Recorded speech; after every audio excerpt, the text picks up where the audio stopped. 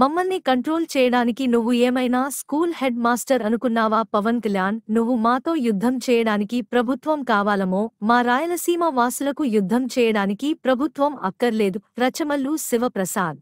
మీరు మాట్లాడే మాటలు ఎట్లున్నాయంటే మేము రాక్షసులు అయినట్టు. అసలు మేము ఉద్యోగస్తులు రాసి రంపాన పెట్టినట్టు, సంపుతానట్టు, కొట్టానట్టు, అవమానం చేస్తానట్టు ఆయన ఇక్కడ క్యాంప్ ఆఫీస్ పెట్టి కంట్రోల్ చేస్తాడంట మమ్మల్ని. మేము కంట్రోల్ చేయడానికి నువ్వేమైనా హెడ్ మాస్టర్ వా? మేమేమైనా స్కూల్ పిల్లలమా నువ్వు కంట్రోల్ చేయడానికి? ఏమిడ పరీక్ష ఫెయిల్ అయినామని మమ్మల్ని కంట్రోల్ చేస్తావు నువ్వు? ఏమి దారి తప్పిపోయినామని కంట్రోల్ చేస్తావు మమ్మల్ని నువ్వు? దేనికయ్యా క్యాంప్ ఆఫీసులు పెట్టేది పవన్ కళ్యాణ్ గారు? ఇక్కడ ఉక్కు ఫ్యాక్టరీ పెట్టేదానికి క్యాంప్ ఆఫీస్ పెట్టు. కొప్పటి నుంచి మా పరిశ్రమను తరలించకుండా పోయేదాని కోసం, మా రైతులకు మేలు చేసేదాని కోసం క్యాంప్ ఆఫీస్ పెట్టు. నీ సంక్షేమ పథకాలను సక్రమంగా అమలు పరచడానికి, మా పిల్లలకు ఉద్యోగ అవకాశాలు కల్పించేదానికి ఇక్కడ క్యాంప్ ఆఫీస్ పెట్టి ఎన్ని పరిశ్రమలు చేస్తావో తీసుకురా. దీనికి క్యాంప్ ఆఫీస్ పెట్టాడు డిప్యూటీ సీఎం అంటే స్వాగతిస్తారు.